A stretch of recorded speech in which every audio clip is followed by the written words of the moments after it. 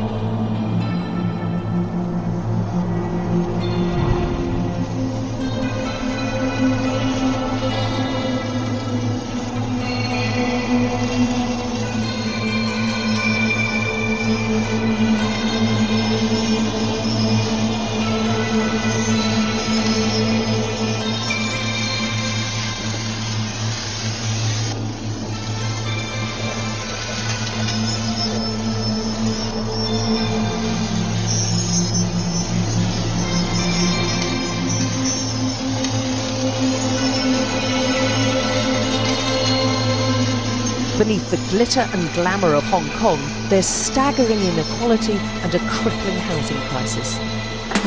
There have been months of turmoil and demands for democracy.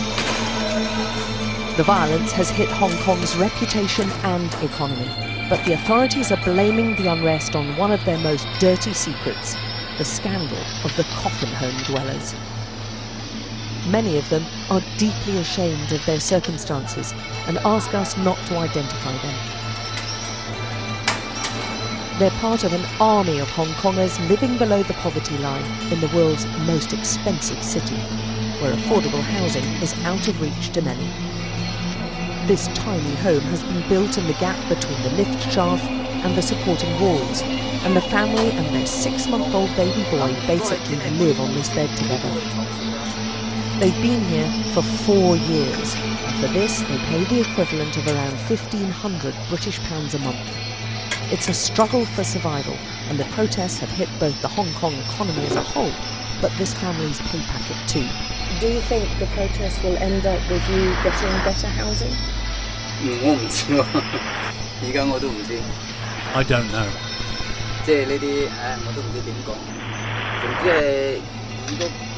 I don't know, but when it carries on like this, I'll lose my job very soon, and I'll have no money to buy food.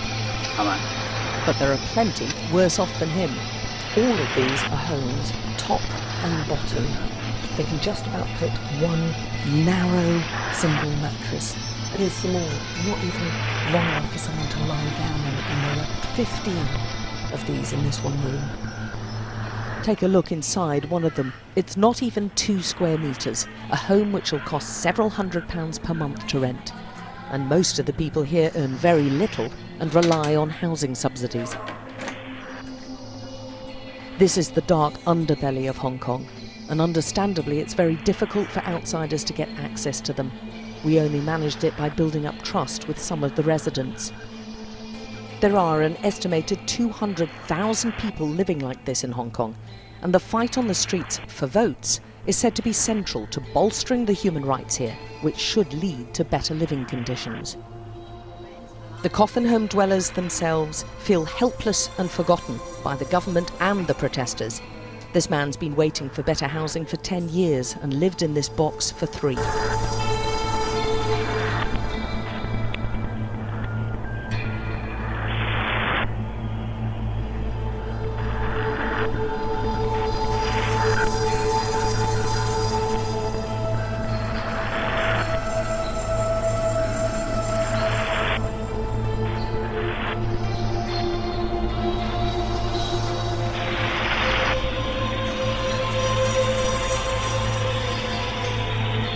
Another economic hangover after the pandemic is a sharp increase in the national debt.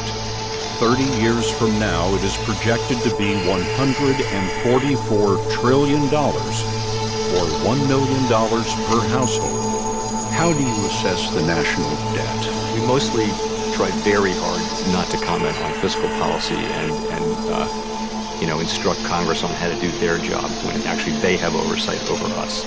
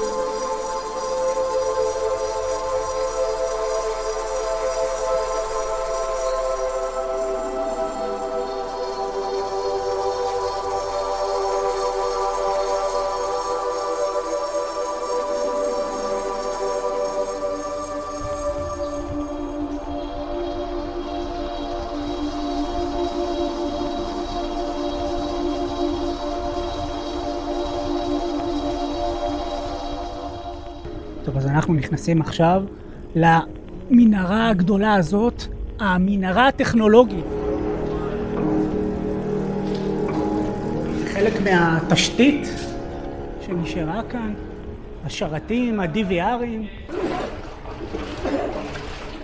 אנחנו כרגע נמצאים בליבת הסוד, לשמה הגענו, תחת הבניין המרכזי של אונר"א. כאן נמצאים השרתים המודיעיניים של החמאס. חברים, אנחנו נמצאים עכשיו במטה הראשי של יו"ר אונר"א. מכאן הכל יתנהל, יש פה את כל המשרדים של כל סוכנויות האו"ם שאמורות לתת סיוע הומניטרי. יכולים לראות פה את כל הכבלים שהם מחוברים פה לארון תקשורת שהוציאו אותה החוצה. מי מנתק דבר כזה? רק מי שיש לו מה להסתיר.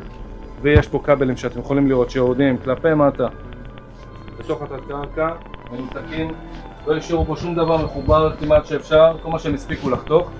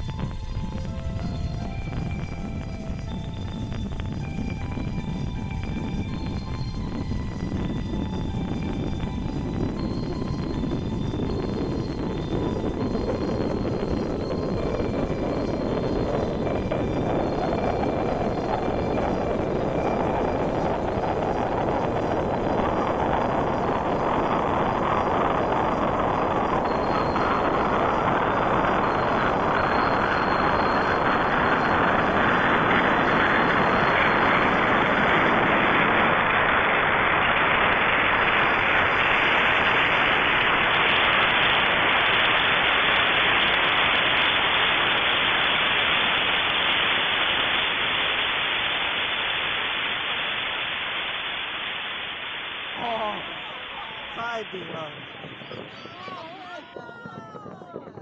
嗰陣啲瀑布咁個河幾好睇啊！撐踩咗落去，真係好正。係啊，太漂亮了。来抖音极速版看视频领现金。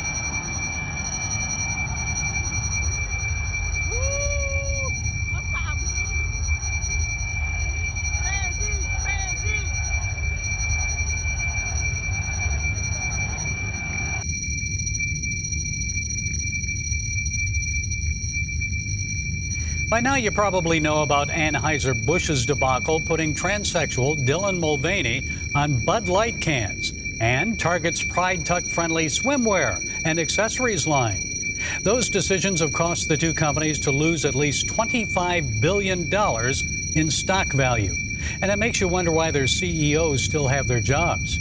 Anyway, now Disney, the company that lost at least $300 million by promoting homosexuality in the animated kids' movies Lightyear and Strange World, is at it again. Courtney Faber posted videos on TikTok of her family's visit to Disneyland. One of them has received 8 million views. It shows her daughter greeted by Nick, the fairy godmother's apprentice, as she enters the Bibbidi Bobbidi Boo boutique. And the conversation may have gone something like this. Mommy, why does that princess have a mustache?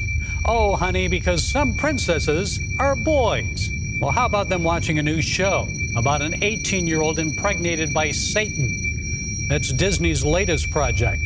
They've agreed to stream the 6-part German-produced series on Disney+. The show's name is Pauline. It's produced by the same people who created the Netflix show How to Sell Drugs Online Fast.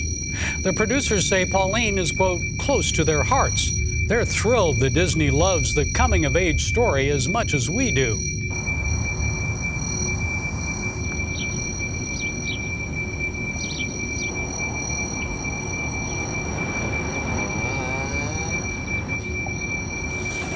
My name's Tom Seeley. I'm a professor of neurobiology and behavior here at Cornell University. The decision-making process of a swarm of bees is utterly fascinating. What happens is the scout bees fly off of the swarm cluster. They will fly out for great distances, up to several miles. If a scout bee finds a potential home site, she will then return to the swarm cluster and she will announce her discovery to the other scout bees, 1001, 1002, 1003. She's indicating with that dance the location of the potential home site that she's discovered. And she indicates the direction by the angle at which she orients her body as she walks forward, waggling her body. And she indicates the distance by how long each one of these waggle runs lasts. A waggle run is that period when she's walking forward, waggling her body back and forth. Other bees are watching her dance, listening to her dance, getting the information, and then they will go to the site. If they agree that that site is really good, they in turn will come back and perform their own dances for that site. And then that will stimulate even more scout bees to go to that site. One of those sites will first reach what we call a quorum, a threshold number of bees that are visiting that site. And the bees that are visiting that site, they will sense that, oh, enough bees are visiting this site and thus voting for that site. That tells us that our site is sufficiently popular to be chosen as the home site. One thing to keep in mind about swarming is that it is a completely natural process. It is how colonies reproduce, it's how they multiply. One of the things that the bees do in their decision-making process, which is critical to its success, is that each individual scout bee only votes for a site after she's made her own personal inspection of the site. You don't have any fads of ideas. You never see one scout bee perform a dance to advertise or advocate a site simply because she's seen another bee performing a dance for that site. Any democratic group of humans can work very differently, and that can be a problem. Individuals can join in on an idea, maybe advocate or vote for an idea even without knowing much about the idea, without exploring the idea closely themselves. It's interesting to compare the democratic decision-making process of the bees to human situations, whereas the bees in a swarm, their interests are perfectly aligned. They all want to find the best possible home. In many human situations, you don't have that. You've got individuals with bedrock differences in their preferences. We can really tune up our group decision-making by becoming more aware of where we do have commonality of interest and not focusing entirely on the differences of our interest.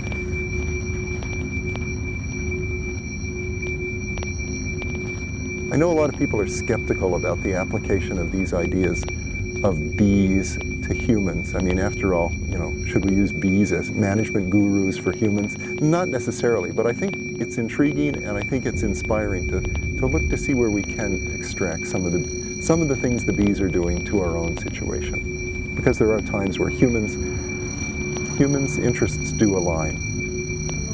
Some embalmers say the clots are found in most corpses these days, and they've never seen anything like it before. And a warning that some viewers may find the images in this report disturbing. Several embalmers across the country told the Epoch Times they've been observing strange fibrous clots in corpses they work with. They report the phenomenon started either in 2020 or 2021. They say the clots stand out because they're exceptionally big, at a maximum as long as a human leg and as thick as a pinky finger.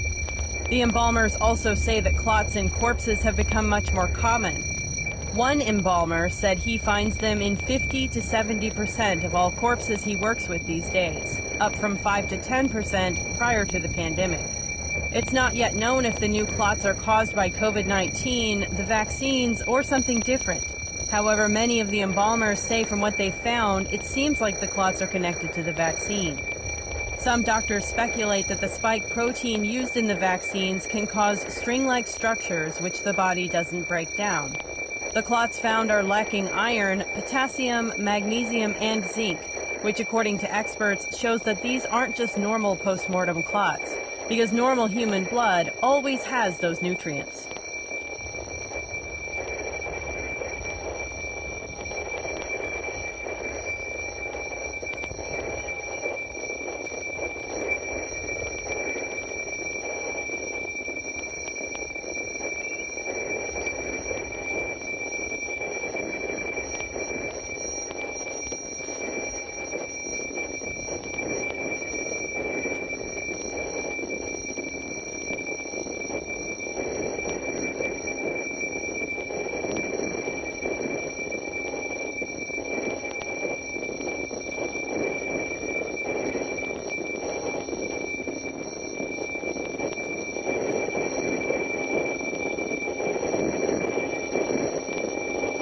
Pro-reform protesters allegedly hacked Iranian state TV Saturday, disrupting its nightly news program, which was airing a segment with the Supreme Leader Ayatollah Ali Khamenei. Yeah, they replaced the broadcast with a photo of Khamenei with a target superimposed on his face, alongside photos of young women who have died in Iran in the last month. This comes as violent protests have gripped that country for weeks following the death of 22-year-old Mahsa Amini. She died while in custody after being detained by the government's morality police for apparently not wearing her hijab properly. 7, 6, 5, 4. We've gone for main engine start. We have main engine start.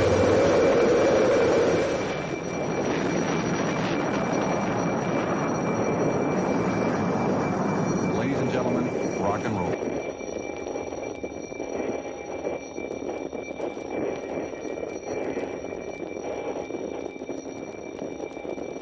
Welcome to MTV Music Television, the world's first 24-hour stereo video music channel.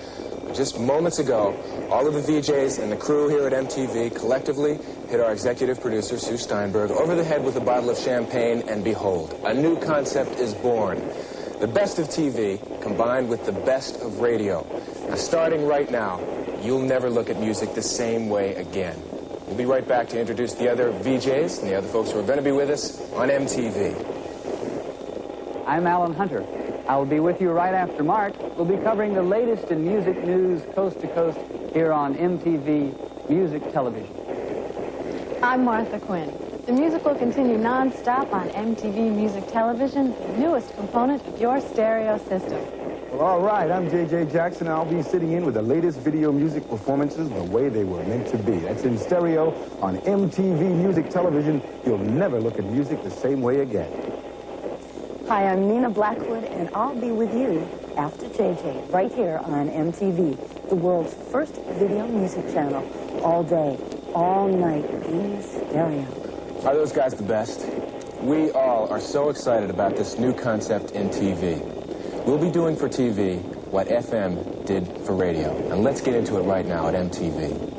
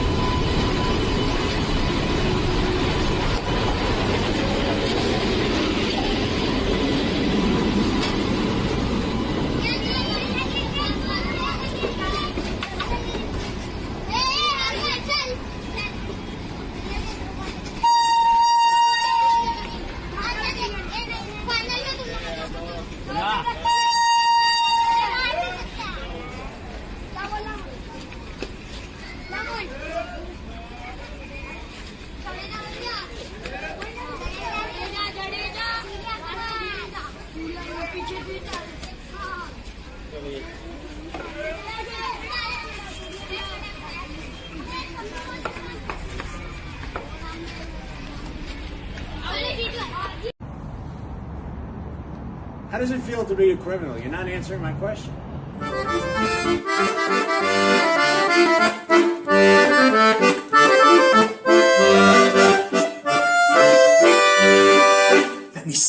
song of one Mr. Epps. Such a blessed fellow was he. He marched to the front of the Capitol steps, and yet somehow he's still free. At first the FBI said, here's a sketchy guy. They put his picture on their list. But then we found him out and made them take it down. Now they pretend he doesn't exist. He flew far from his home in Arizona, a patriot quite proud. Yet he skipped Trump's speech for the Capitol breach while preaching to the crowd. Let's go, let's go, let's go to the Capitol. When we arrive, we'll go inside, our tale will forever be told. If you remember, November was filled with lies. No surprise that it made folks ill. Way down in D.C. they could make history and peacefully protest the steal. But those who ran the coup knew just what to do, so they planted a bunch of feds. And though they incited, they're still unindicted, just like old Lucky Ray Epps. See how the New York Times whitewashed his crimes, cause this conspiracy's absurd. And yet he's caught on tape repeatedly stating these fateful, iconic words. Let's go, let's go, let's go to the Capitol. When we arrive, we'll go inside, our tale will forever be told.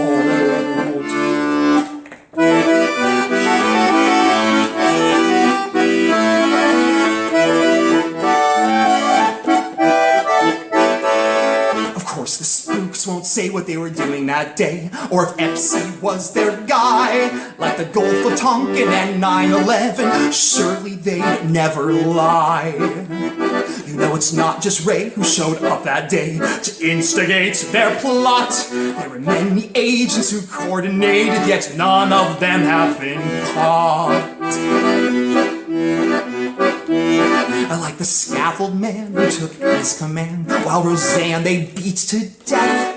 So Black Ski Mask could complete his task, with Ray saying under his breath, let's go, let's go, let's go to the Capitol. When we arrive, we'll go inside. Good luck, now you're on your own.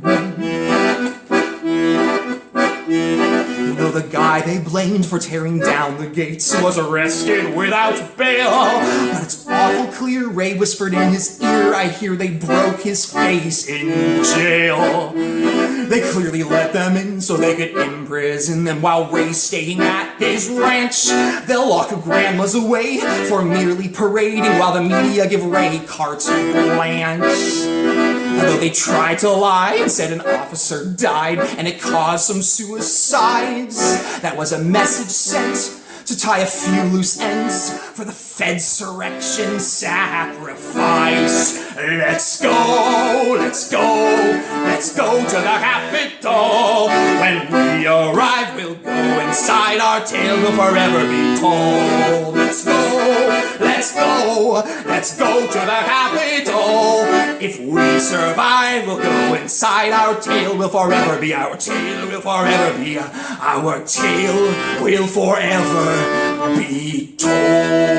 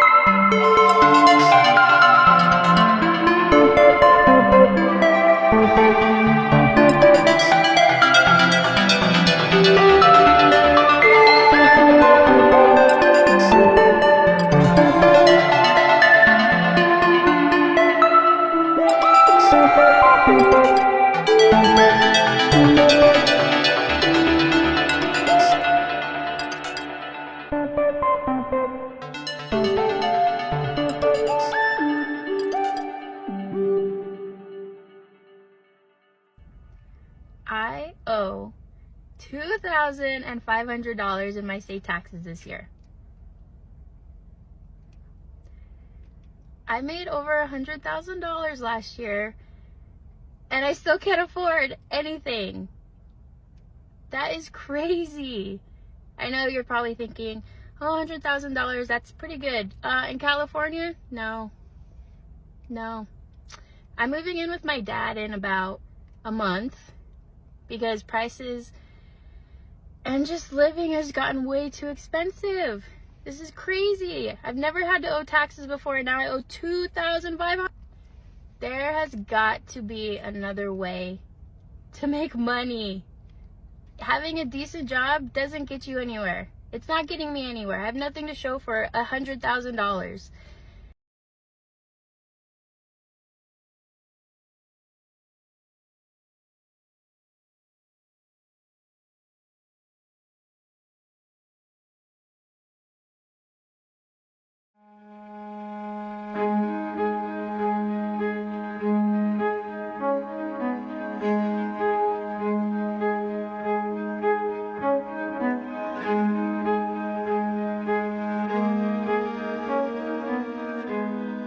The future is urban. By 2030, urban areas are expected to grow by 1.4 billion, with that growth occurring almost entirely in the developing world. Cities will account for 60% of the world's population and 70% of the world's GDP. The urban environment will be the locus where drivers of instability will converge. It is the domain that by the year 2030, 60% of urban dwellers will be under the age of 18. The cities that grow the fastest will be the most challenged as resources become constrained and illicit networks fill the gap left by overextended and undercapitalized governments. The risk of natural disasters compounded by geography, climate changes, unregulated growth, and substandard infrastructure intersect to frustrate humanitarian relief. Growth will magnify the increasing separation between rich and poor. Religious and ethnic tensions will be a defining element in the social landscape. Stagnation will coexist with unprecedented development as impoverishment, slums, and shantytowns rapidly expand alongside modern high-rises, technological advances, and ever-increasing levels of prosperity. This is the world of our future. It is one we are not prepared to effectively operate within, and it is unavoidable.